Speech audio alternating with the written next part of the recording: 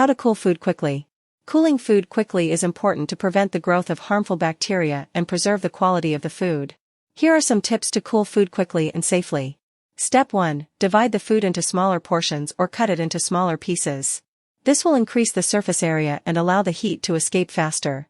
Step 2. Use an ice water bath or a cooling wand to lower the temperature of the food. An ice water bath is a large container filled with ice and water, where you can place the food container and stir the food occasionally. A cooling wand is a plastic device filled with water that you can freeze and insert into the food to cool it from the inside.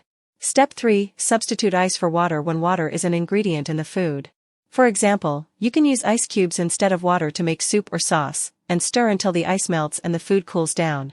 Step 4. Check the temperature of the food with a thermometer to ensure that it has been cooled quickly enough.